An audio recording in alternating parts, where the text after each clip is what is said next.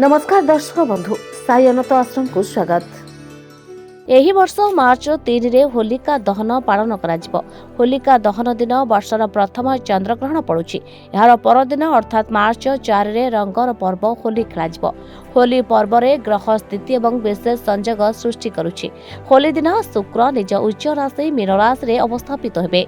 Shani mean राशि रे उपस्थित, तेणु शुक्र एवं शनि मीन राशि युति जोग।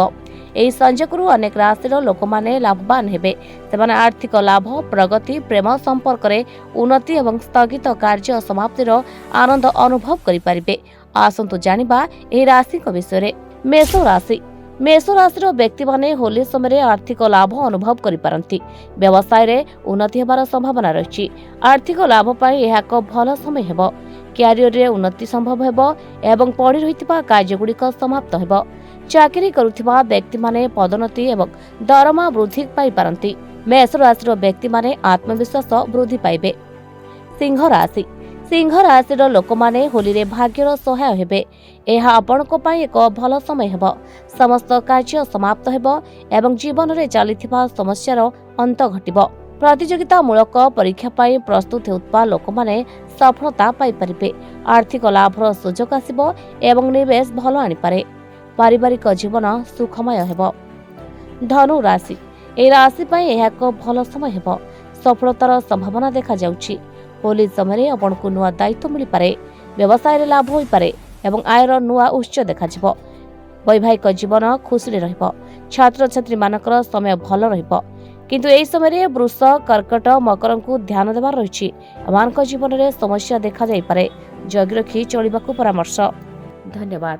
तमें पुओ को नहीं बाबा पाख आसला आपंकर कौन परिवर्तन होती पुअर जो गोड़ हाथ फाटुला तार भी कौन परिवर्तन हाँ मुझे जड़े सांग पिला शुणिकी आप कि आसला मो पु दीर्घ 7 वर्ष है जो कष्टा भोगुला मोर हृदबोध हो 7 दिन गला भाया लगे तेणुक बहुत सल्व हो जाए बाबा को कोटि कोटि प्रणाम आ महावीरी पंचमुखी महावीर हनुमान को मो स्वामी जहाँ कहले मुझे से खावा चाहूँगी तथा मोर अलग अनुभूति बाबा कहले मेडिटेशन करने आम साइड फाइल मेडिटेशन कलापर काली कर मेडिटेशन मुझे निजे महावीर आसिक छुई पेट को देवी आ मुझे कष्ट पाई मो पुअर एमती कि बर्तमान अनुभव करुँच मो पुओ भविष्य संपूर्ण भल।